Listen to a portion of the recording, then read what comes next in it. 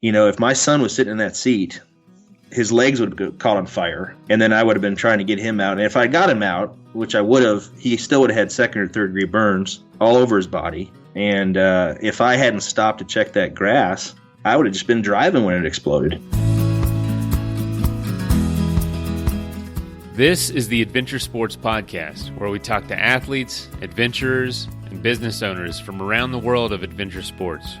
Whether you're climbing Mount Everest, starting a bike shop, or getting up off your couch to take your kids hiking for the first time, we want you to have the motivation and inspiration you need to chase that next adventure.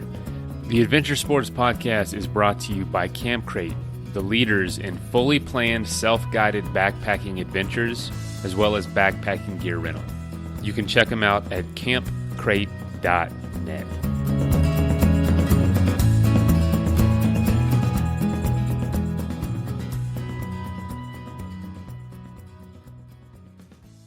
First of all, I hope you had a great weekend, and I hope you had a good Father's Day, whether you were thanking your father or if you are one. I know for a lot of us, it's parents that introduce us to the outdoors and to adventure sports. So if you celebrated with them yesterday, reach out to them again today and thank them if they've introduced you to something that you now love. Today, we're talking to Eyad Yehyawi. Eyad, I hope I pronounced that right. My apologies if I didn't. About bow hunting, which is absolutely an adventure sport. If you've ever hunted or fished, you know it can be you got to be an athlete to carry that equipment, to hike these trails, and to have the skills and the ability to harvest these animals.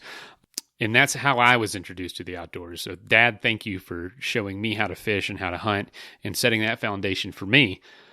And, I know there's a lot of conflicting views on hunting and fishing. I know we don't feature it a lot on this show, but if you've ever hunted, you understand hunting an animal out in the wild is an incredibly life-changing experience. It makes you appreciate nature so much more and can help you appreciate meat, help you appreciate provision and the balance of life, unlike people who may have never experienced something like that. So if you've never experienced it, I wouldn't necessarily say go do it. There's a lot that goes into it. You need to be serious if you want to try it because, it's a lot more than just throwing on a backpack and going for a walk out in the woods.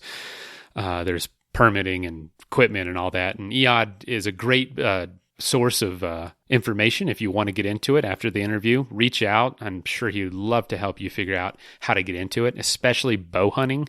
That is a incredible skill that takes a lot of practice and a lot of time and is an incredibly rewarding way to experience the outdoors. But like I said, that's how I was introduced to the outdoors, through hunting and fishing.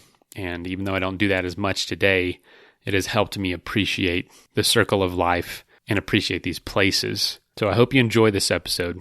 I also want to thank everyone for submitting their applications to the Adventure Grant. We announced the winner on Saturday. Congratulations to Richard Homan. He won the $1,000 grant to go towards his adventure coming up. And if you want to hear what he's doing, listen to Saturday's episode. We will be interviewing him after his adventure, but that might not be for a few months. But Saturday's episode was like 5 or 6 minutes long, so definitely worth a listen. And also thank you to Athletic Brewing for funding it. We couldn't have done it without you guys, so thank you so much. And if you'd like to save 15% on an Athletic Brewing non-alcoholic craft beer, go to their website. It's in the show notes. And thank them. They're helping this show. I would love if you guys go and bought some non-alcoholic beer from them because they're making great stuff and they're really supportive of the adventure athletic community. Also, thank you to CS Instant Coffee. They make 100% Arabica instant coffee in little single-serve packets.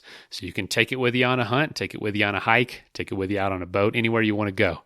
All right, I have rambled enough. Let's get into this episode.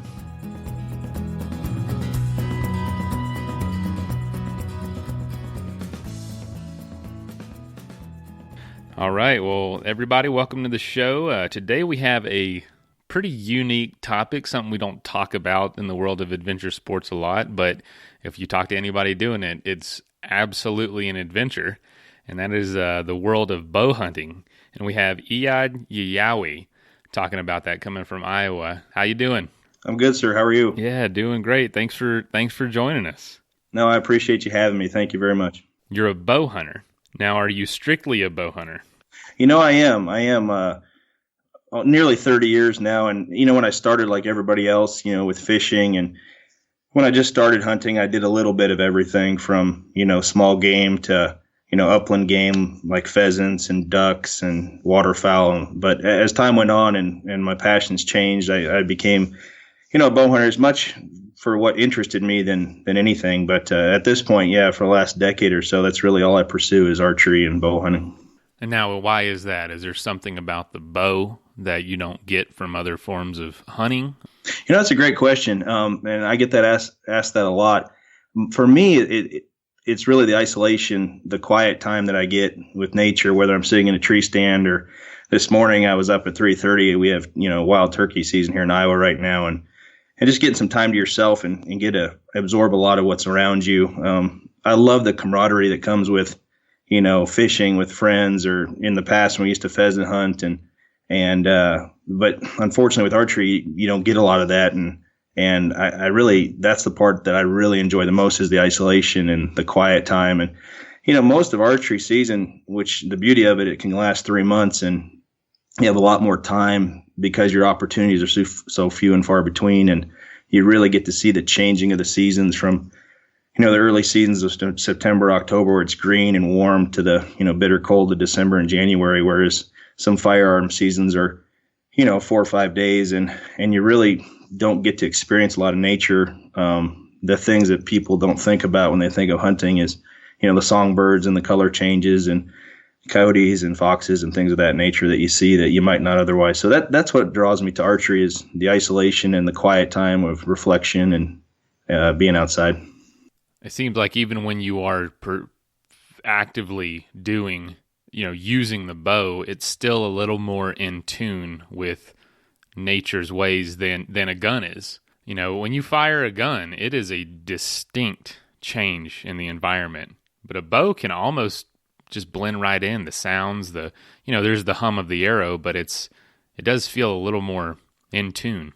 That's well said. No, I haven't had anybody bring that up, but you're absolutely spot on. And it almost goes without saying, as archers, we kind of take that for granted, but undoubtedly, as you said, when you pull the trigger on a firearm, the explosion, the blast changes everything, from the squirrels, the songbirds. I mean, everything changes. It's almost like you're in a quiet room afterwards because everything shuts down. Whereas archery, Lord knows I missed my share of archery shots, and nothing changes sometimes. Things continue as they were.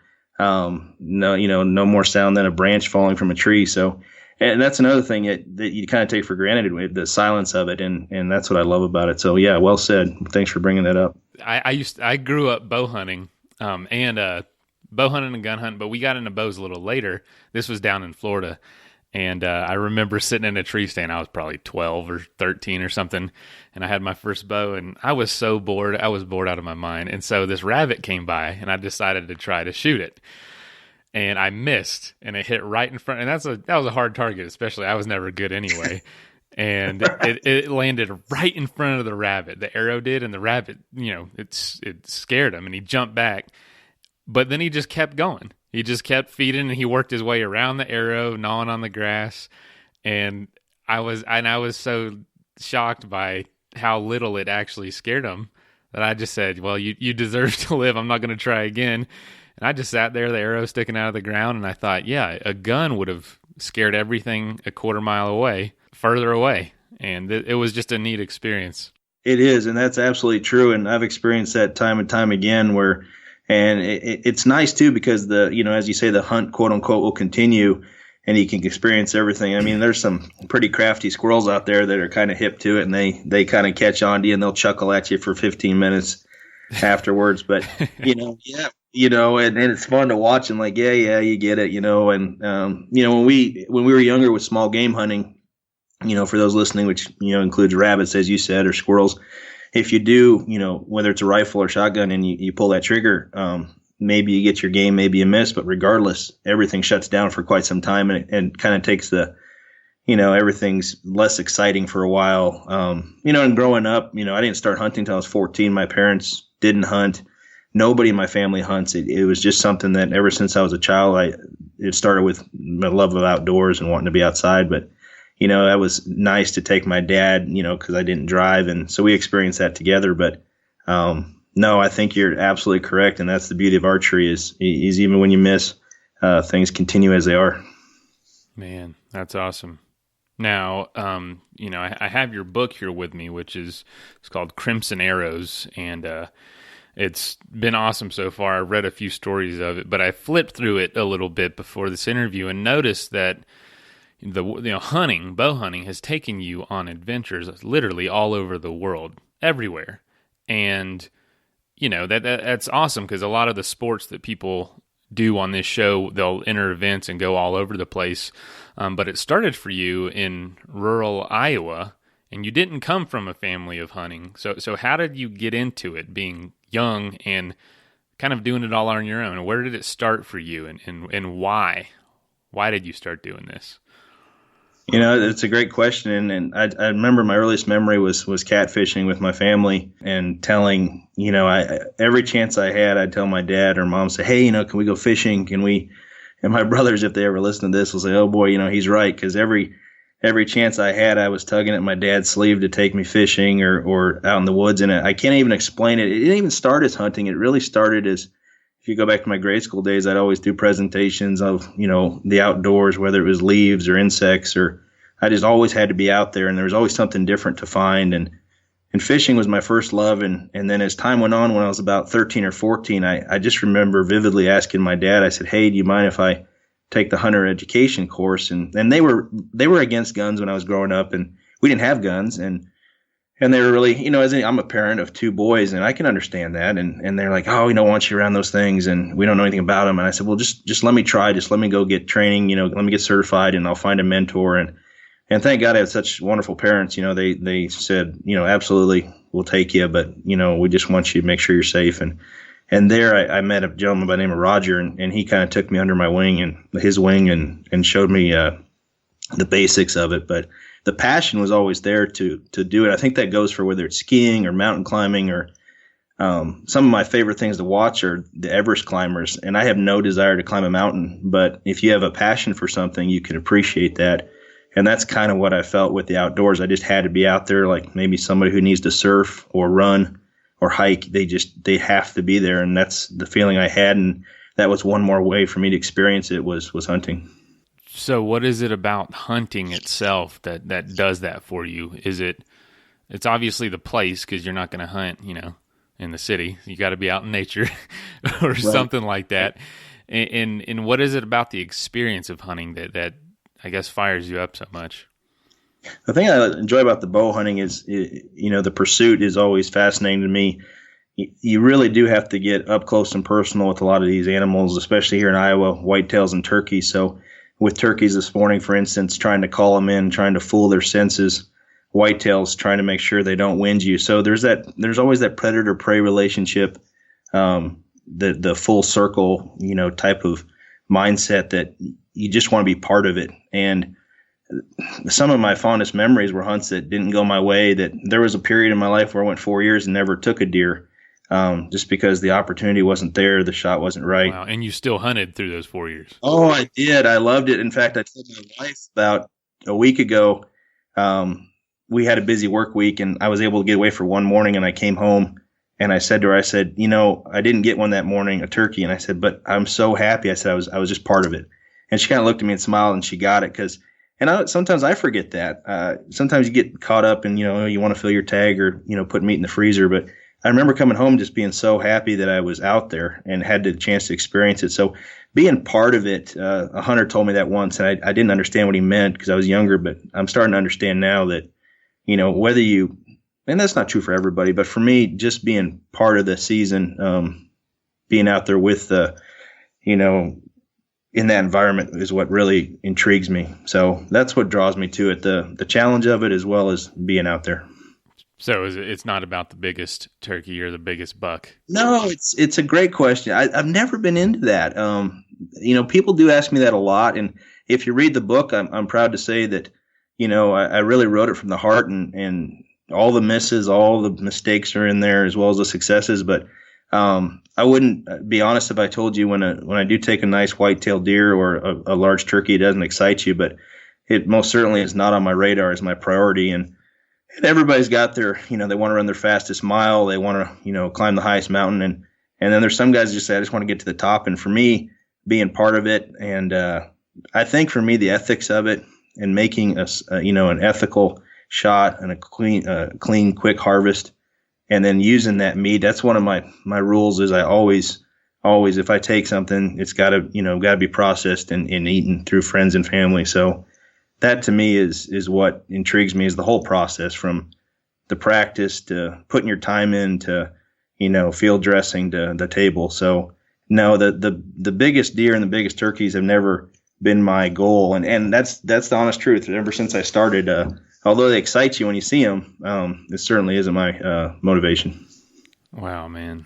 So it's the entire process. It probably feels. I've shot a few deer and some turkeys and hogs down in Florida. There's plenty of hogs, but yes, it is. I would say my earliest memories in the outdoors were hunting, and man, the thrill of it is the amount of adrenaline is like nothing else I've ever experienced. And I've changed. I don't hunt much anymore. More because of the cost and the time it takes. I just don't have the time now, but I have plenty of friends that do, and that thrill it's unreal. And to say, I hunted this. I didn't buy it at the grocery store. Right. I hunted this animal, and I drug it out of there. Hundreds of pounds of an animal. It's an incredible experience, and it's really hard to replicate in anything else in life. It truly is, and I think you also made a great point about the rush of adrenaline and the feeling you get. And I think people misconstrue that sometimes. They think it's, at least some friends of mine, and many of my friends don't hunt, and my family doesn't hunt. And so I've really had a crash course in trying to explain my passions for, 42 years, trying to tell patients and people, and like, why do you do it? And I think maybe I've started to realize a lot of people think it's the kill, and it's not so much the kill as much as the anticipation of that animal coming in, and you've called to them, and you're wondering if they're going to wind you, and are they going to hear you, and getting a full draw and placing a good arrow. And so it kind of goes back to that predator prey that's been going on since the dawn of time, and being part of that. And it's certainly not for everybody, but I love to eat meat, and I always have, and my family enjoys it, and so it's just a way for me to experience everything full circle. But yeah, the adrenaline rush, that would be a lie to say there's none of that, because it's absolutely one of the better parts of the experience. Yeah, it's been a long time since I felt that. I agree. I get away from it, and it's and even this spring I had a couple turkeys that came in to calls and never did get a shot. And I was laughing because of the heart rate that I had after they walked away, and I still laugh at it. It's amazing to me that as a grown man with a family, that after all this time it still does that to me. And even last year, after I filled my tags in the turkey woods, I went back out there with just some calls and sat by a tree and called 4 of them in that morning and watched them at 10 yards and had the same adrenaline rush and had no weapon in my hand. So yeah, there's certainly something to it, and I certainly am blessed to feel it every time I go. Now, we talked to a guy, if he was paragliding literally from mountaintop to mountaintop, all the length of the Rocky Mountains in Canada. Yeah. And he got, and he'd land on these mountains and he'd be stuck up there because of weather or because there were cliffs on all sides of the mountain. And he'd have to make sure there was enough snow that he could melt, drink it, and all that. Well, he was stuck for 7 days on 3 different occasions on top of a mountain. And he said, I ran out of food a number of times, and this guy's a vegan. And I was like, well, what did you do? He goes, well, the only thing that was up there were marmots. And he goes, so I had to catch them with my bare hands and kill them and skin them and eat them and build a little fire, find little shavings of wood and tundra, plants, and burn it to cook this meat. And I was like, well, after being vegan for 20 years, how did your body react to it? And he said, I've never felt more alive in all my life. It's funny you said. I have a passion for nutrition too, and especially after going through that stroke I went through when I was younger, and I really have kind of follow more of a keto lifestyle, and it's amazing how the body adapts to certain nutrition. And, you know, a lot of my friends are vegan, and some have different philosophies on nutrition, but I am so enthralled by that story. That's the adventure sports that you cover, and like I said, I've always been captivated by marathon runners and hang gliders, and people always say, "Oh, you know, aren't you afraid to be out in the woods?" Like, I have no fear when I'm in the woods, but when I watch you guys do some of the stuff you do, I'm just so impressed by it. So, yeah, whether you're doing that or out in the woods, it's all a rush. It's all a rush. Absolutely, and you know, that's what a lot of people probably don't realize about hunting is you're an athlete as much as anyone is an athlete, and you particularly are in fantastic shape, and you have to be with the equipment you carry. And then, you know, if you make a kill, you got to get that thing out of there.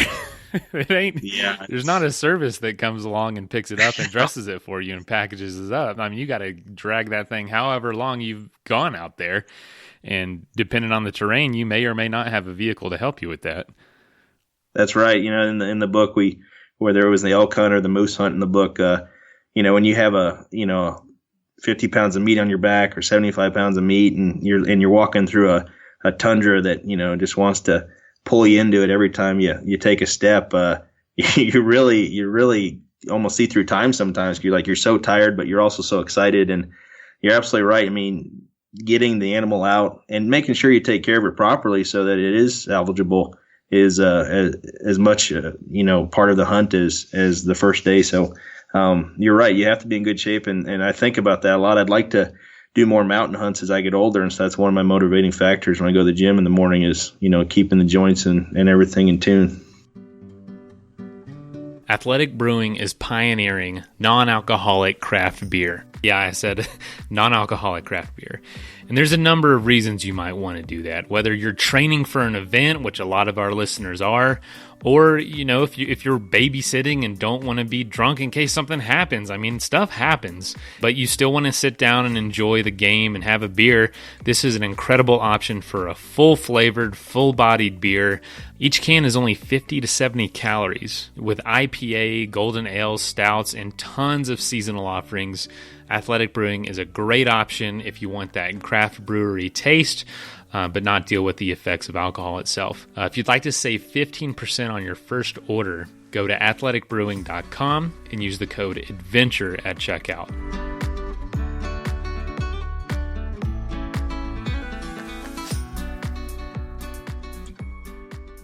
So, you know, I would like to, we talked a little bit about it before we press record, but you did have a life-changing situation happen in your late 20s that it seems to be pretty pivotal. Do you mind getting into that? What happened when you were 28? Oh, no, not at all. I was I'm an optometrist and an eye doctor, and I was at the St. Louis VA Medical Center, and you know, ironically, it was the last week of my residency. So after, 10 years from the start of college till the end of my training. The last week, huh? The last week. Stressful decade of schooling, wasn't it? Yeah, it was it. And I was pretty thinking about moving back to Iowa, and I had a job waiting for me. And I was pretty excited. And you're kind of on cruise control that last week. And, everybody's bringing cookies and having fun. And there was a gentleman in the chair, and it was one of the last midday, I'd say. And unfortunately, he couldn't get out of the chair. And I had to lean down and get underneath him and lift just like you're squatting on a squat rack, and really pushed. And finally we got him up and, got him going and stabilized. And then all of a sudden I realized, boy, I can't feel my right leg. And I thought, oh, it's just a sleepy leg, just like if you slept wrong. And then, 5 minutes go by and I'm kind of holding onto the wall as I walk down the hall. And my friend, Dr. Young says, hey, he says, what's wrong with you? And I said, oh, nothing. I'm fine. I'm no pain. There was no pain.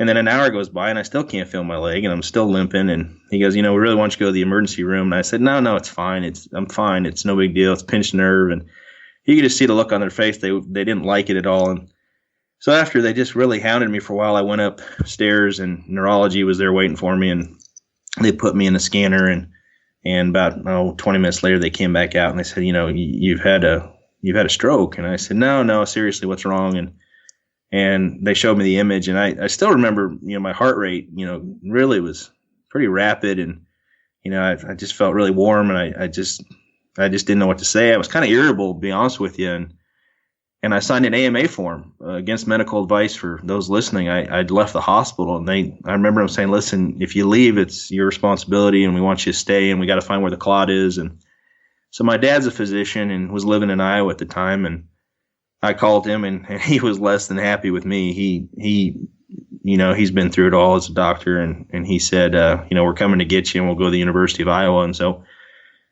a long story short, later that night we finally rolled into the university, and they admitted me, and the head of neurology walked in and showed me the scan, and then it finally hit me, and then I got a little emotional, and it was hard on me because I still couldn't feel my leg. I couldn't walk very well, and you spend all that time, and I was trying to take care of myself. I didn't drink. I didn't do drugs, and really just tried to live on the up and up. And here I was. And I didn't remember feeling anything like anger at the time of not fair. I just couldn't believe it. And there was no guarantees. She said, I remember her saying vividly, she said, there's a young girl 2 doors down from you that'll never talk again.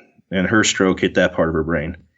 And he says, you might limp the rest of your life, but you'll talk. And she was very blunt with me. And I appreciated that.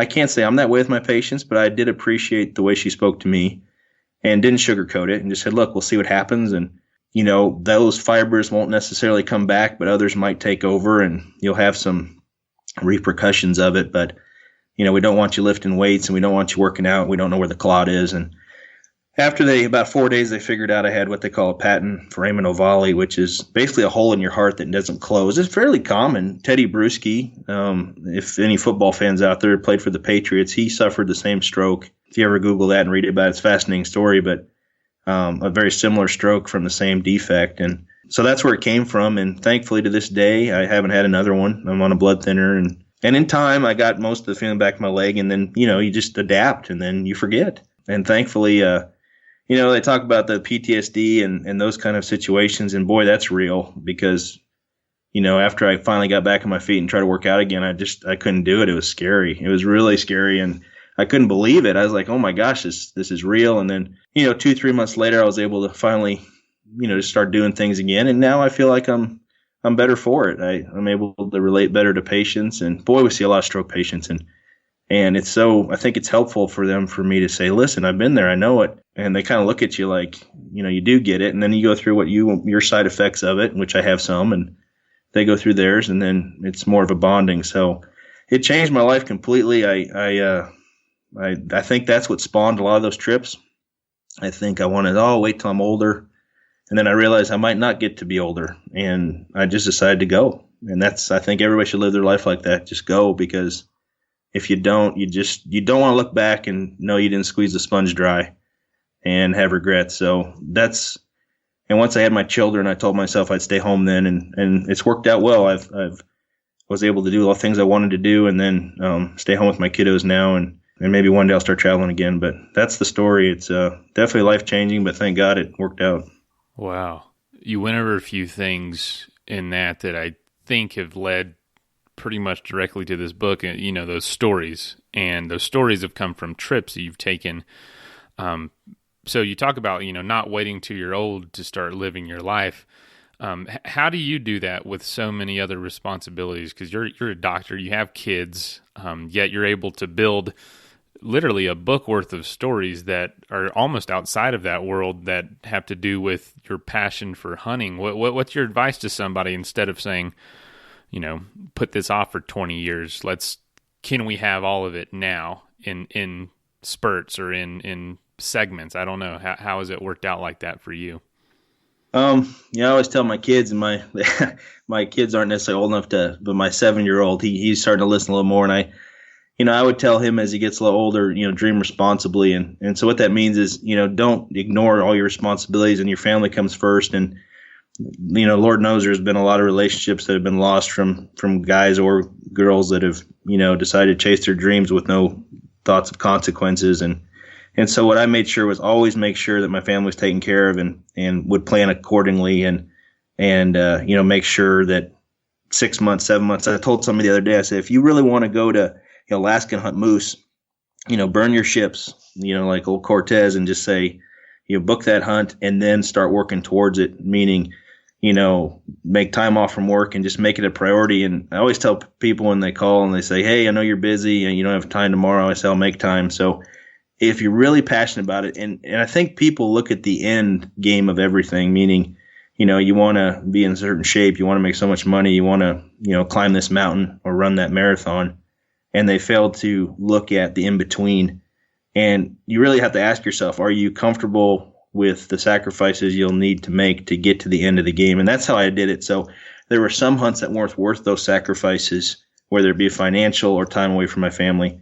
And there were others that I thought I can do that, be gone a week, work harder for 6 months before, but that's my priority. And there's plenty of things in my life that aren't, and I've never done. And so I would tell you, anybody, no matter what your dream is, to look at what it's going to take to get there, and then honestly look yourself in the mirror and say, is it worth it? And as long as your family's taken care of, and, picking the right spouse, I think was one of my greatest blessings, because she understands my passions. It helps but I a don't. lot. Oh, it does, but I don't disrespect that either. I don't say, okay, I'm going to leave this week, and when I come home Monday, I'm going to go down south, and then I'm going to go west. So, I usually do before we had kids, I do a week or two a year, and that's that's how I balanced it. I just asked myself, what do I really want out of life? And if I have another stroke and I can't do it, would I be happy to say, hey, I did what I wanted? And that's how I approached it.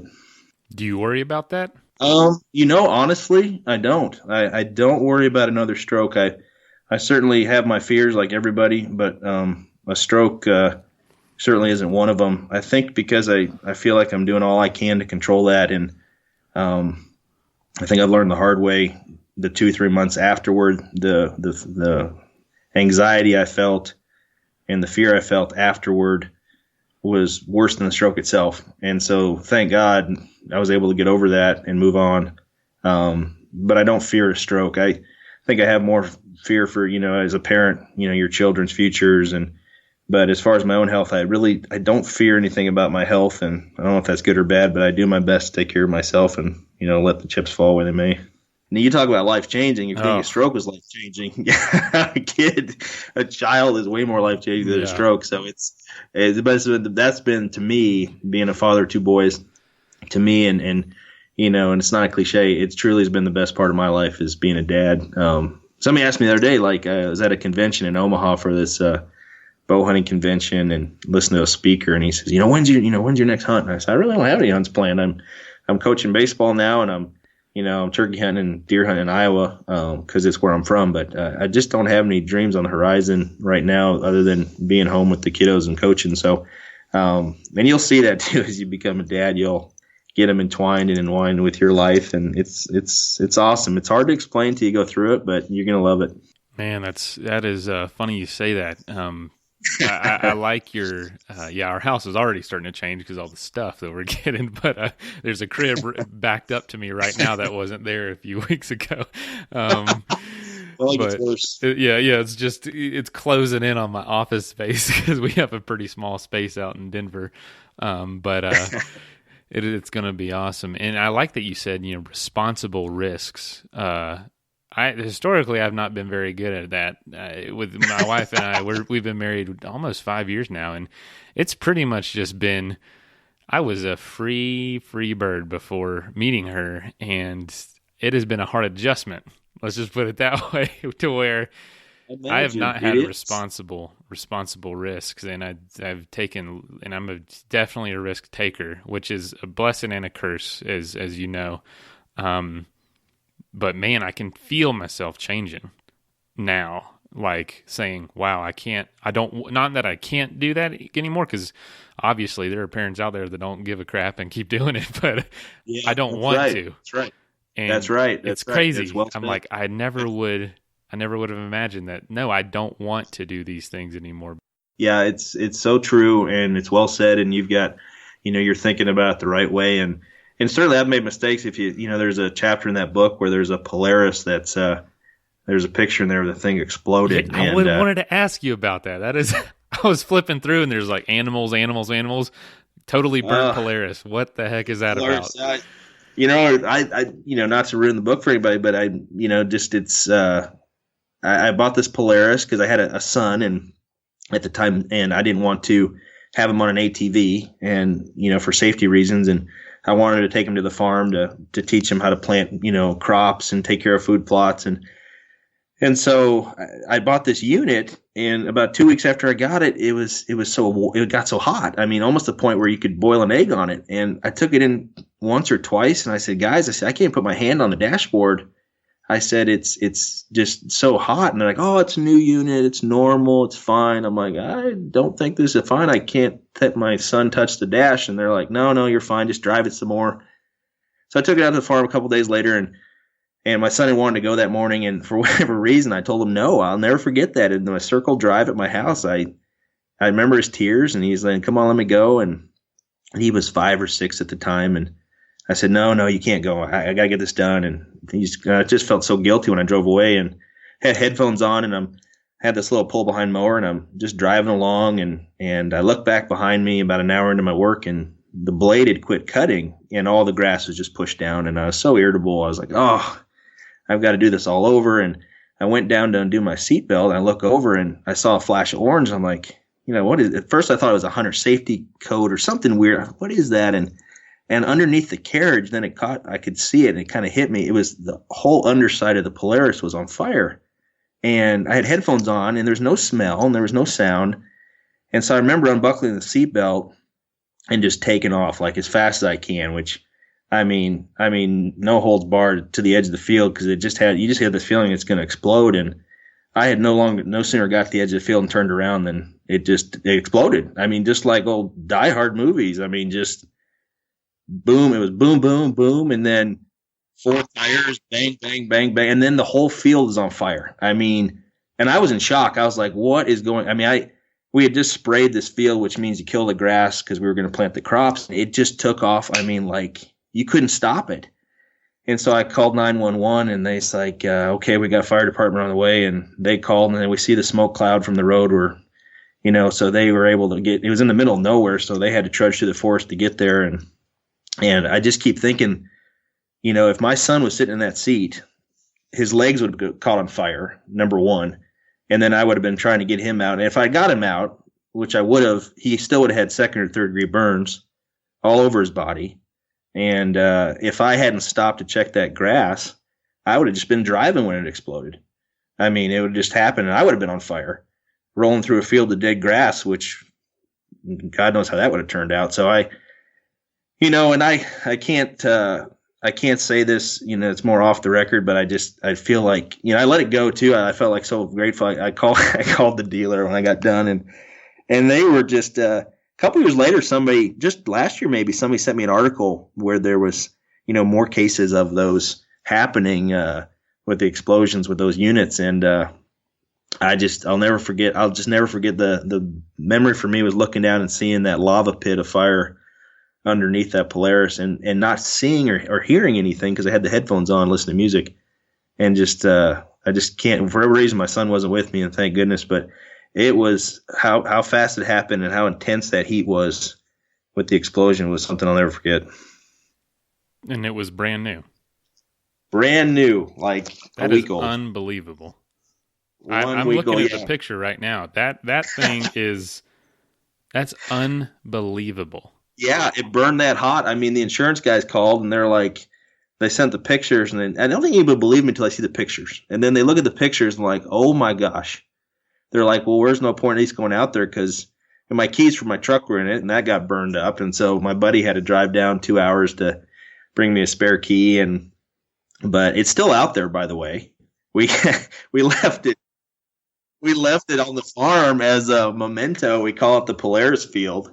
So every time we hunt now, like, where are you going? I'm like, I'm going to the Polaris field, and there's the mower and this Polaris, and it looks like it's been there 50 years. But, every time I drive by it, I'm like, unbelievable. So it's still sitting there it just looks like a farm relic now. But yeah that picture, until you see the picture in the book, it's like people like, oh yeah, your unit exploded. Well, then they see the picture and like, oh my gosh, like, how did you survive that? So anyway, looks like it's out of a war zone. Oh, it does. And so just fortunate that I was, why things happen. I think the book's full of those kind of stories, whether you call it fate or luck or what have you. My life's certainly been full of, stories like that. So I'm grateful. So that's what you get to look forward to with the book. Yeah, I think, Stuff like that. I really have enjoyed, I think I really, people that don't hunt that read it. And then when I first sent it to the publisher, I was pretty nervous. I'm like, oh my gosh, like if a publisher gets this who doesn't like hunting or is against hunting and has the wrong idea of it. And that was my goal, that if people read it, even if they didn't hunt or were against hunting, which I respect, I look at both sides of it, and maybe they have a better understanding of bow hunting and what we do and why we enjoy it, and realize it's not just going out there and pulling triggers and letting arrows fly. It's truly, what I wrote and how I wrote it with different birds that I saw and the intricacies of those things is so true, because that's what I enjoy and miss when I don't get to go. And so I think if you dream, if you've had dreams, if you aspire to run marathons, hang glide, you can probably find a story in there that makes you want to do those things more. And even if it has nothing to do with hunting, because maybe you'll see yourself in those stories as somebody who, wanted to accomplish something and were down on your luck and then turn things around. So I think even if you don't hunt, it's possibly a book. I know it's a book that they would enjoy, and hopefully they can see those stories within the stories. This episode is also sponsored by CS Instant Coffee, 100% Arabica coffee with compostable packaging. And you can find them at csinstant.coffee and use adventure at checkout for 20% off. Yeah, absolutely. And I will have to say, it's where my foundation of adventure and the outdoor love of the outdoors started. And it's not animal murder.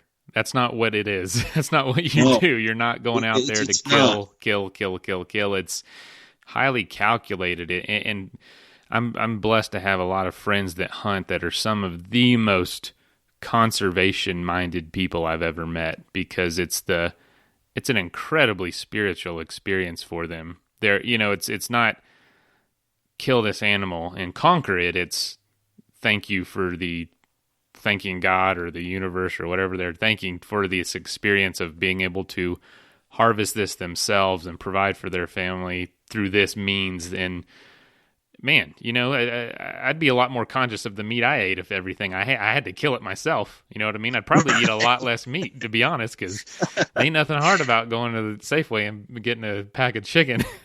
But if I had to go out there and kill the turkey every time, I'd be like, man, forget that. I'm growing some beans.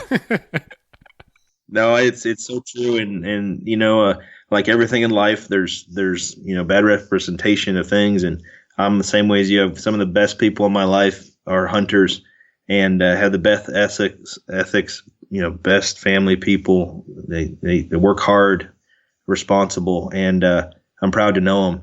And so it goes both ways. I think sometimes in the media you see things that doesn't portray, hunting as it is, and that goes for everything in life. But it's nice to hear that from you with your friends, and I echo that too. That my friends, some of the best people I know are certainly outdoorsmen and hunters and conservation minded.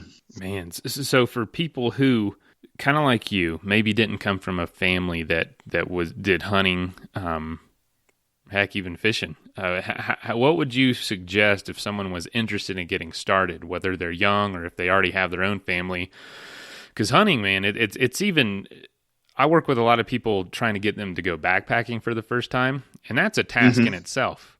To me, hunting is an entirely different level beast with, firearms and weapons, and then the legalities of that. How do you get into it if you've never done it? It's a great question, and one I get asked often. And I think without a doubt, and we're lucky to have this, we have some great associations in every state, whether it's Colorado or Iowa. And I think finding a mentor is the key to life in so many things. Find someone you trust, get to that, state organization, call the state organization, find your local chapter and walk in there. And there's people that, that really want to help you. I mean, I love working with kids on this stuff, and that goes for I know that's true everywhere. and don't try to necessarily do it yourself, because it can be dangerous. Just like if you went hang gliding by yourself or you went backpacking, you can, I've been lost hiking a few times. I mean, one time in a Horsetooth, I used to live out in just north of Denver in Fort Collins, and I went on this, I think it was called Horsetooth, and I remember going up there and right around dark, and I kind of got turned around and I took my time, and before you know it, it's dark. I mean, you can die just as easily hiking as you can hunting. So I think being safe with firearms and archery and just get your safety course out of the way first. That's paramount, because if you want to hunt now, most states, I think all states require hunter safety education. You got to have your card to know that you went through that, and then find a mentor. And if you find someone, you run into a buzzsaw and they're not nice to you, find someone else. It's not worth your time to go through that with someone not willing to help you, and there's too many people that will. And then you'd be shocked the number of people that would take you hunting, and especially out west, the amount of public ground we have is mind-boggling. I mean, the West is just, every time I see the vast amount of ground out there, and just get your feet wet that way. And that's how I'd start, and then see where it leads you. And before you know it, you might be hunting alligators in Florida or Iowa whitetails or moose in Alaska. So it's a great sport. It's a great adventure, and I urge everybody to try bow hunting at least once. And if not bow hunting, pick up a bow and try archery. It's truly relaxing and challenging. Yeah, man. My wife is a teacher, and they went to they do a retreat every summer, and she fell in love with archery at this YMCA up in the mountains. They just had an archery range, and they let them shoot for a few hours, and she's like, "This is the coolest thing I've ever done." And so we started going to the archery range right here in town, and it just most random thing for her. You know what I mean? She loves awesome. It. That's a great story. I love that's a great story. That's so, and I think I love it. That's how kind of that book starts. Is I was just out with a gun, and the guy that took me and his son started flinging arrows, and I still remember seeing those feathers flying through the air and just being awestruck.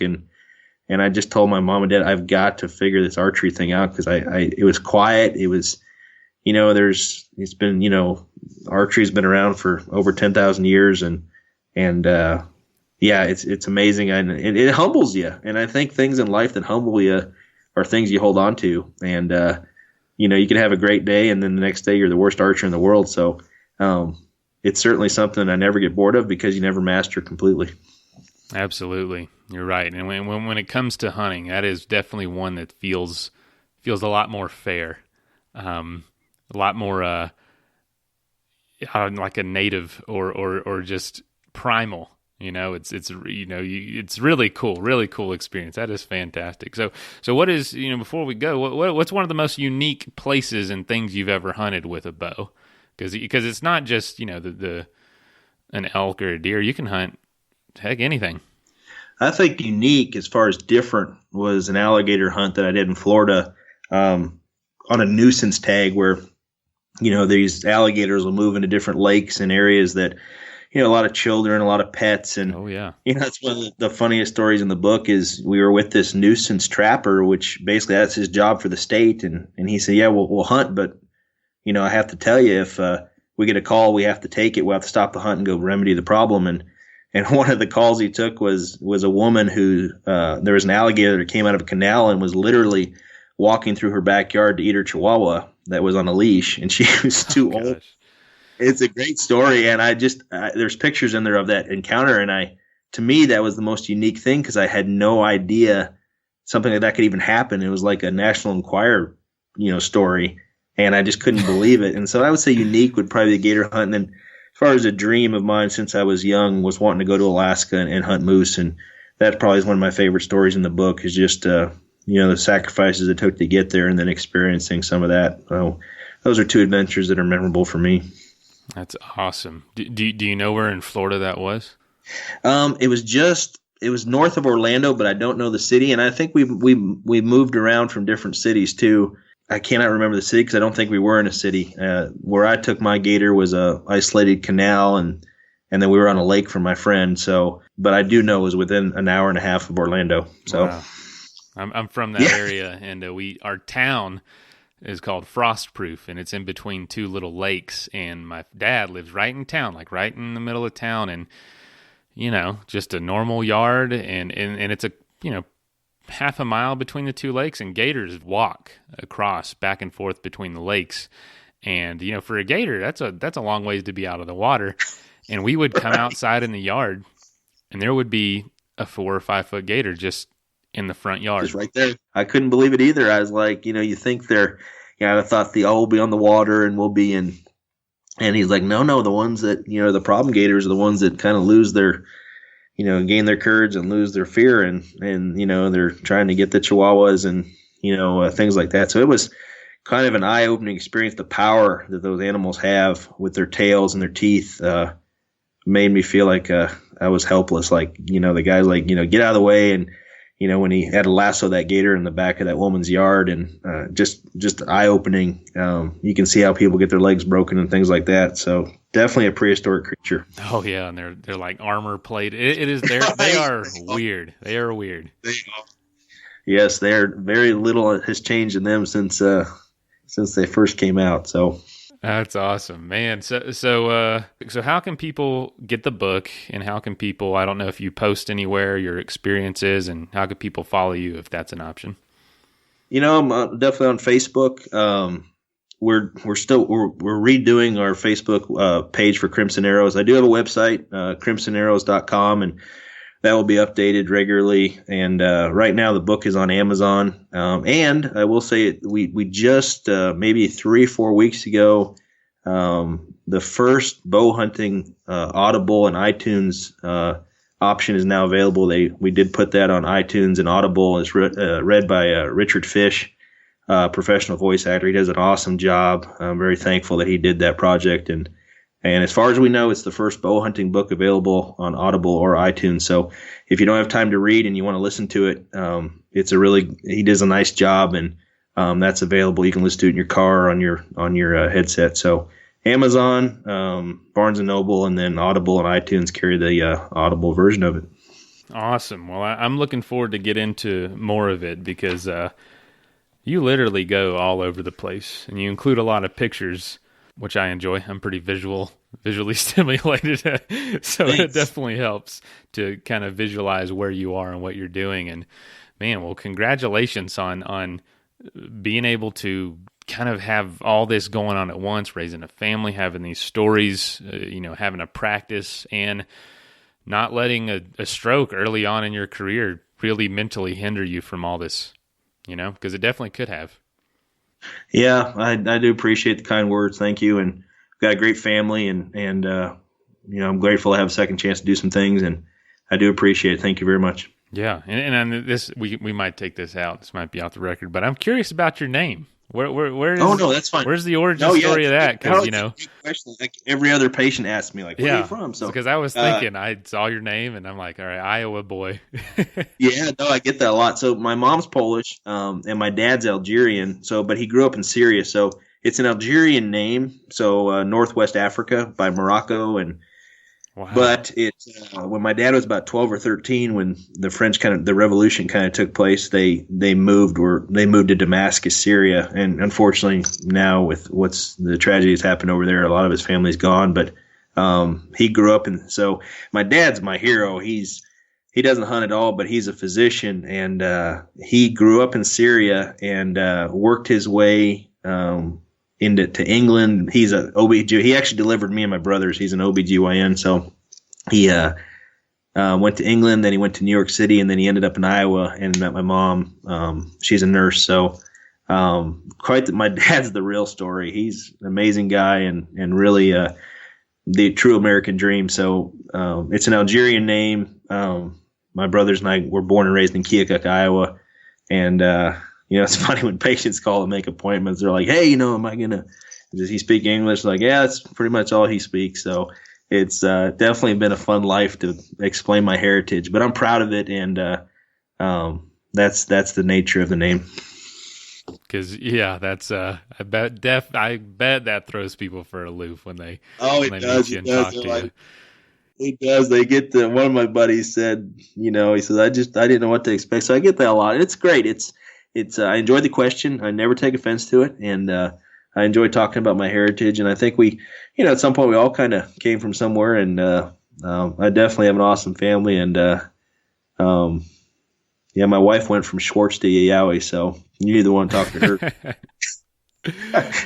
Oh man. Well, good thing you have a good attitude about it, because it's going to provide a lot of fun opportunities over the years. Not if it annoyed you, it'd be a problem. But if you're going to have fun with it, you have something to look forward to pretty much with every other person you meet. Absolutely. I try to, except when I order pizza. When I order pizza, I'm Ed. Oh, okay. That makes sense. No, I'm just kidding. Yeah, it's true. Because after a while, it got to the point where you order pizza and they're like, what's that? And then, so now it's just when the kids are hungry, I'm like, I get this pizza ordered. So I enjoy the questions. I never take offense to it. And I appreciate you asking. Man, that's funny. I always, when I order or get reservations or something, I always make up some ridiculous name. Include the full name, and my wife always knows it's never under my name, which is Mason. It's always something very extreme that I've looked up. That's great. I have a few I go to. That's great. But that's good. I think I might start using yours. You can't laugh at life. Yeah. There's no. I love it. It's fun. It's fun. Yeah, thanks for joining us today, man. I really appreciate it. It sounds like you've already had an early morning, so I don't want to keep you if you got other things to do or take a nap or something. Yeah, I'm good. I don't nap well, and I feel pretty good, ironically. So we'll see how the day goes, but feel good. I do appreciate you having me. Thank you so much. Oh, this was fantastic. We don't get to talk about hunting or fishing a whole lot, so we have had some requests for it lately. So it was good to get that under our belt. No, I'm glad. You had me on. I do appreciate the opportunity, and I hope we covered what you wanted to. So thank you. Well, thank you so much, and I hope you can get some book sales out of this. And congratulations again. It's been beautifully written so far, and I'm excited to get into the rest of it. Thank you so much. Thank you so much. All righty. Well, we'll talk soon. All right, bud. Take care of yourself. Yes, sir. You too. Goodbye. Bye. Well, first of all, thank you so much for listening to this episode. It really means the world to us that you want to spend your time with us. If you'd like to help us further, please just leave us a review on iTunes, share us on social media, tell your friends about us. You can become a patron, a supporter of the show for $5 a month at patreon.com/adventuresportspodcast. And if you know somebody that would make a good guest, reach out. We're always looking for good adventure and outdoor stories. And lastly, thank you to our sponsors, whose messages follow right now. Athletic Brewing makes the best non-alcoholic craft beer. Go to their website at athleticbrewing.com and use the code in our show notes to save 15% on your first order. After all this adventure talk, if you're needing some gear yourself, but you need some advice before buying, go to backpacktribe.com, where you can ask questions to the owners who have experience with all the gear, as well as all of it for sale right there on their website.